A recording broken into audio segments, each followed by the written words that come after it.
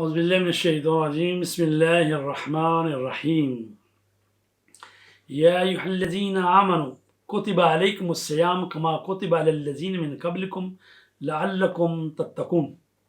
عزیزان گرامی، اللہ تبارک تعالیٰ نے سورہ بقرہ کی آیت نمبر 183 میں ارشاد فرمایا ہے کہ صاحبان ایمان تم پر روزے فرض کیے گئے ہیں جس طرح تم سے پہلے والے لوگوں پر فرض کیے گئے تھے۔ اور کیوں فرض کیے گئے ہیں؟ لعلکم تتقون، تاکہ تم پرہیزگار بن جاؤ۔ اور روزے کا بنیادی مقصد اور فلسفہ یہ ہے کہ انسان جو ہے پرہیزگار بن جائے، با تقویٰ بن جائے۔ اگرچہ روزہ رکھنے کے فلسفے کے بارے میں قرآن کریم، اسلامی روایات اور علماء کے فرامین میں بیانات موجود ہیں، تو قرآن مجید نے تو فرما دیا لعلکم تتقون۔ تو اس کے علاوہ جو باقی چیزیں ہیں جو کہ روزے سے حاصل ہوتی ہیں اور احادیث کی روشنی میں اور علماء کرام کے بیانات کی روشنی میں، وہ یہ ہے کہ روزہ رکھنے سے انسان کا ارادہ اور اخلاق جو ہے وہ قوی ہوتا ہے، مضبوط ہوتا ہے۔ چونکہ جب تک انسان جو ہے مخلص نہ ہو، دین پر ایمان نہ رکھتا ہو، اللہ تبارک تعالیٰ سے قرب نہ چاہتا ہو، تو کیوں وہ روزہ رکھے گا؟ تو اس سے ایک تو انسان کا ارادہ مضبوط ہوتا ہے۔ ظاہر ہے کہ بعض دفعہ تو روزے جو ہوتے ہیں وہ 12 13 14 گھنٹے کے ہوتے ہیں، بعض دفعہ تو گرمیوں میں 17 17 18 19 گھنٹے کے بھی روزے ہوتے ہیں۔ تو ظاہر یہ مضبوط ارادے والا انسان ہی روزے رکھ سکتا ہے، اور اخلاص کی منزل ہے یہ کہ اسے آزمایا جائے۔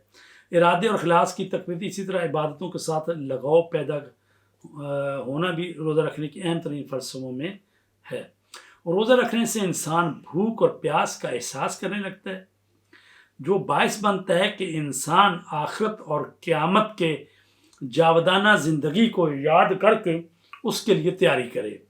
بھوک اور پیاس کی وجہ سے انسان کا تکبر اور غرور ختم ہو جاتا ہے، اور وہ دوسری عبادتوں کو انجام دہی کے لیے مزید آمادہ ہو جاتا ہے۔ عزیزان گرامی، یہ بھی آپ یاد رکھیں کہ روزہ جو ہے نا وہ فروع دین میں دوسرے نمبر پر ہے۔ پہلے نماز ہے اور اس کے بعد جو ہے روزہ ہے۔ اتنی اہم یہ عبادت ہے۔ حدیث قدسی میں حکمت اور خدا کے بارے میں قلبی شناخت اور معرفت حاصل ہونے کو روزہ رکھنے کے فوائد میں شمار کیا گیا ہے، جس کا نتیجہ زندگی کی سختیوں میں روحانی طور پر سکون اور اطمینان حاصل کرنا ہے۔ روزہ رکھنے سے روزہ داروں کے درمیان ایک قسم کی ایثار اور ہمدردی پیدا ہوتی ہے، اور محروموں کی مدد اور ان کی خدمت کا جذبہ پیدا ہوتا ہے۔ ان کے علاوہ روزہ رکھنے سے انسان کی زندگی میں نظم و ضبط اور ڈسپلن جو ہے وہ آ جاتا ہے، اور اسے قناعت پیدا کرنے کا سلیقہ پیدا ہو جاتا ہے۔ نیز انسان کی جو انفرادی اور اجتماعی زندگی میں گناہوں اور گرفتاریوں کے مقابلے میں صبر کرنے کا مادہ جو ہے وہ روزے سے ہی حاصل ہوتا ہے۔ یہی وجہ ہے کہ رمضان المبارک میں سماجی مفاسد میں قابل توجہ کمی دیکھنے میں آتی ہے۔ روزہ رکھنے سے جو صبر اور حوصلہ انسان میں پیدا ہوتا ہے، اس سے انسان اپنی زندگی کے مقاصد میں کئی گنا پائیداری اور استقامت کا مظاہرہ کر سکتا ہے۔ تو عزیزان گرامی، روزے کی فقہی اعتبار سے 4 قسمیں۔ واجب روزے۔ واجب کیا ہوتا ہے؟ واجب یہ یعنی اللہ تبارک تعالیٰ نے ایک حکم دیا ہے ہمیں کہ یہ انجام دو، تو اس کو انجام نہ دینا گناہ ہے، اور انجام دیں ثواب کا کام ہے۔ تو واجب ہوتا ہے کہ جو کمپلسری ہوتا ہے، یعنی ضروری ہے اس کو انجام دینا ہے، اور حرام وہ ہوتا ہے کہ جس کو اگر ہم انجام دیں گے تو گناہ ہوگا، پھر عذاب ملے گا۔ تو حرام چیز وہ ہوتی ہے جس کو ترک کرنا ضروری ہوتا ہے، اور مباح ہوتا ہے جو بین بین ہوتا ہے، اگر آپ کر لیں گے تو ثواب ملے گا، نہ کریں گناہ نہیں ہے۔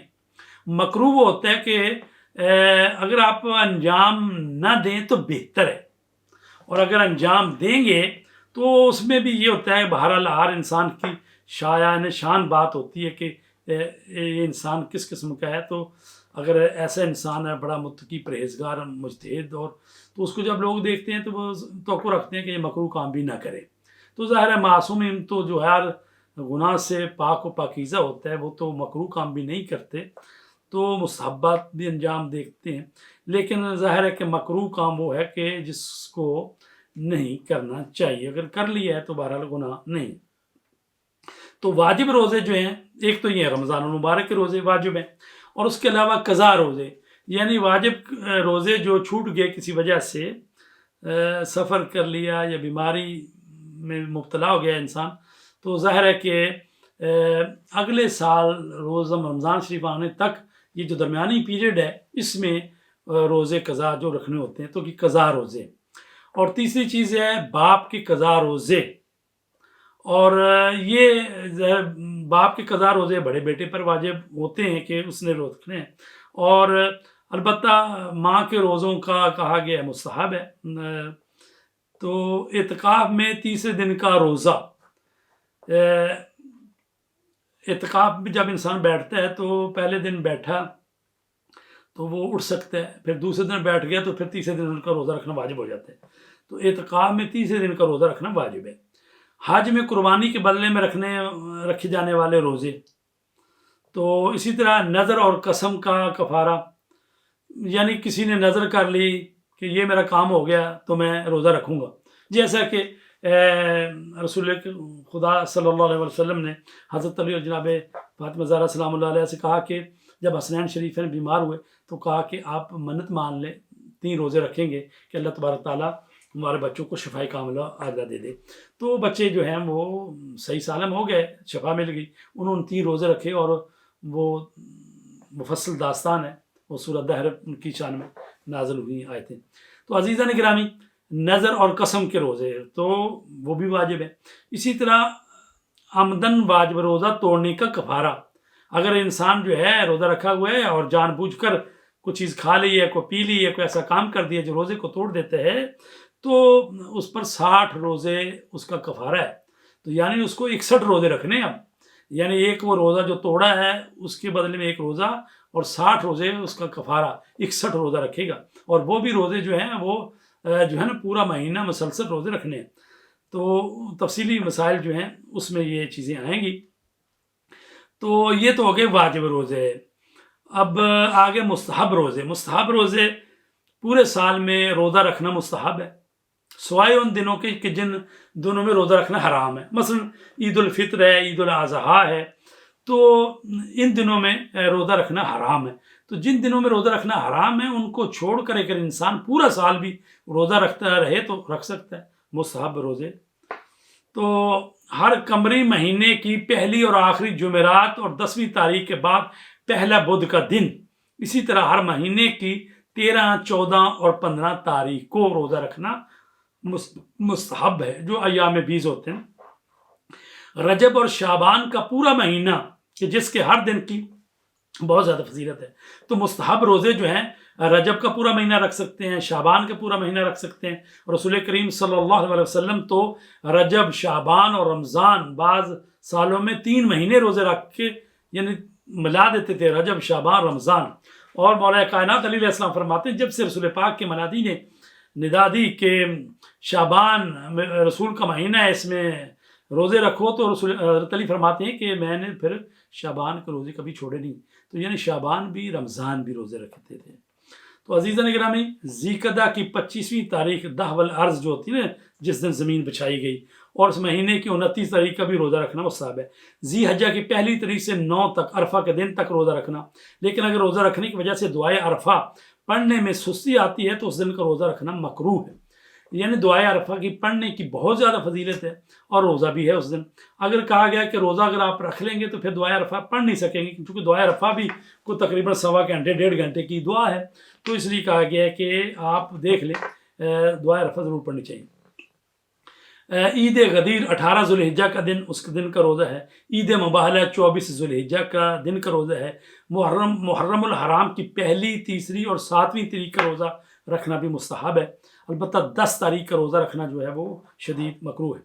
पैगम्बर अकरम सल्लल्लाहु अलैहि वसल्लम की विलादत यानी 17 रबीउल अव्वल के दिन का रोज़ा रखना, जमादुल अव्वल की 15 तारीख का रोज़ा, पैगम्बर अकरम सल्लल्लाहु अलैहि वसल्लम की बेसत 27 रजब के दिन का रोज़ा, ये रोज़े जो हैं जी ये मुस्तहब है। मकरूह रोज़े कौन से? عاشورہ کے دن کا روزہ رکھنا مکروہ ہے، اس دن کا روزہ جس دن انسان کو شک ہو کہ عرفہ کا دن ہے یا عید قربان کا، اس دن روزہ رکھنا مکروہ ہے۔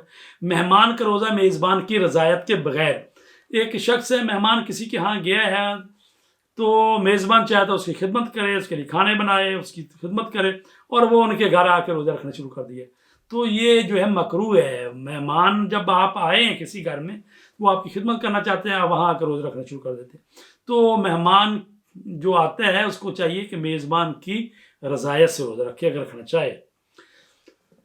حرام روزے کون سے ہیں؟ عید فطر اور عید قربان کا روزہ، جس دن کے بارے میں معلوم نہ ہو کہ شعبان کی آخری تاریخ ہے یا رمضان کی پہلی تاریخ۔ اگر رمضان المبارک کی نیت سے روزہ رکھنا حرام ہے، لیکن اگر شعبان کی آخری تاریخ کی نیت سے روزہ رکھے تو صحیح ہے، اور اگر بعد میں پتہ چلے کہ رمضان المبارک کی پہلی تاریخ تھی تو رمضان کا پہلا روزہ شمار ہوگا۔ جس شخص کو یقین یا گمان ہو کہ روزہ میرے لیے مضر ہے، اگر روزہ رکھے تو اس کا روزہ صحیح نہیں ہے، یعنی کوئی بیمار آدمی ہے اور سمجھتا ہے کہ اگر میں روزہ رکھ لوں تو اس کی وجہ سے کئی دنوں کے لیے میں مزید بیمار ہو جاؤں گا، یا میری بیماری بڑھ جائے گی، یا مجھے میرے صحت کے لیے بہت مضر ہے، تو ظاہر ہے پہ اس کے لیے روزہ رکھنا حرام ہے۔ یہ نہیں ہے کہ بعض لوگ کہتے ہیں جی ساری زندگی تو روزے رکھے ہیں، اب بوڑھے ہو گئے ہیں تو اب روزے چھوڑ دیں، ہم روزے رکھیں گے ضرور، اور بعض دفعہ روزوں کی کمزوری کی وجہ سے اس کی جان چلے گی، تو مطلب یہ حرام ہے کام۔ جب روزہ رکھنا، جب اللہ تبارک تعالیٰ نے جس نے فرض کیا ہے اس نے آپ کو اجازت دی ہے کہ روزہ نہ رکھیں، جب آپ مریض ہیں، بیمار ہیں، تو پھر کیوں روزہ رکھتے ہیں؟ روزہ تو رکھنا اللہ کا قرب حاصل کرنے کے لیے، اور اللہ تبارک تعالیٰ فرما رہا نہ رکھیں، آپ کو سہولت دے رہا ہے اور آپ کہتے نہیں ہم نے ضرور رکھنے۔ جس شخص کو یہ یقین اور گمان ہو کہ روزہ اس کے لیے مضر ہے، اس کے لیے روزہ رکھنا صحیح نہیں۔ سکوت کا روزہ، یعنی دوسرے روزوں کے ساتھ ساتھ جو ہے نا حرام روزے نہیں رکھنے، تو یہ جو چپ کا روزہ ہے اس سے بھی پرہیز کرنا، یہ بھی نہیں رکھنا۔ وصال کا روزہ، یعنی عمدن 2 دن کے روزوں کو بغیر افطار کے ملانا، یہ بھی حرام ہے۔ یعنی آپ نے روزہ رکھا ہوا ہے، افطاری کا وقت ہو گیا اور آپ نے کچھ کھایا پیا نہیں ہے، اور آپ نے کہا کہ میرا روزہ ہی ہے مثلا، اور اگلے دن بھی، تو یہ آپ نے کیا کیا ہے، 24 گھنٹے ایک روزے کو دوسرے روزے کے ساتھ ملا دیا، اس کو کہتے ہیں روزہ وصال، تو یہ رکھنا اسلام میں جائز نہیں ہے، حرام ہے۔ آپ کو افطاری کرنی ہے، اور یا افطاری نہیں کی تو سحری کے وقت کچھ کھانا ہے۔ تو ایام تشریق کا روزہ ان لوگوں کے لیے جو مینا میں ہو، جو حج کے لیے جاتے ہیں، تو وہ قربان گاہ اور مینا جہاں پر وہ ٹھہرنا ہوتا ہے، تو اس دن کے روزے۔ اور اسی طرح مسافر کا روزہ، جو سفر کر رہا ہے، البتہ سفر شرعی طور پر ہو اور وہ جو اس کی شرائط ہیں 8 اور باقی بھی چیزیں، تو ان سب کو مد نظر رکھتے ہوئے جو مسافر ہے اس پر روزہ رکھنا جائز نہیں ہے۔ البتہ یہ علیحدہ بات ہے کہ جب روزہ رکھا، مثلا جو لندن میں ہے اس نے روزہ صبح رکھا تو پھر سفر کیا، مانچسٹر آنا تھا، تو ظہر سے پہلے اپنے وطن مانچسٹر میں پہنچ گیا ہے ظہر سے پہلے، تو اس کو اس دن کا روزہ رکھنا چاہیے، اگر راستے میں اس نے ایسا کوئی کام نہیں کیا جو روزے کو توڑ دیتے ہیں۔ اگر وہ چاہتا تو سفر میں وہ روزہ کھول سکتا تھا کیونکہ وہ سفر میں تھا، لیکن اگر اس نے کوئی ایسا کام نہیں کیا اور ظہر سے پہلے اپنے وطن پہنچ گیا تو اس کو روزہ وہ پورا کرنا چاہیے۔ اور جن افراد پر روزہ رکھنا واجب نہیں ہے وہ کون سے لوگ ہیں؟ بوڑھے افراد اور ایسے مریض جنہیں بیماری کے ٹھیک ہونے کی کوئی امید نہیں ہے، اگر روزہ رکھنا ان کے لیے مشکل ہو تو ان پر روزہ رکھنا واجب نہیں ہے، اور ان افراد پر روزے کا قضا بھی واجب نہیں ہے، لیکن ضروری ہے کہ ہر دن کے بدلے میں 1 مد گندم جو کسی فقیر کو دے دیں۔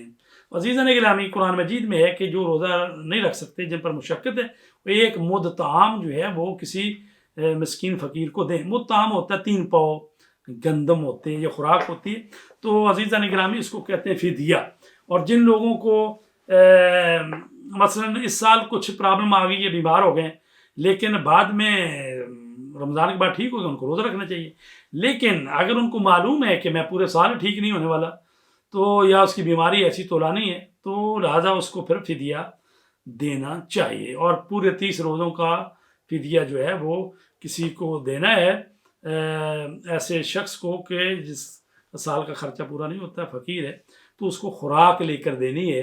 اس کو مطلب یہ نہیں کہنا یہ کپڑے بنوا رہے، نہیں، اس کے لیے کہا گیا ہے کہ کھانے پینے کی چیزیں اس کو لے کر دینی ہے، یا اس کو دے دیں کہ وہ خود آپ کی طرف سے وکیل بن کر وہ چیزیں خرید لے.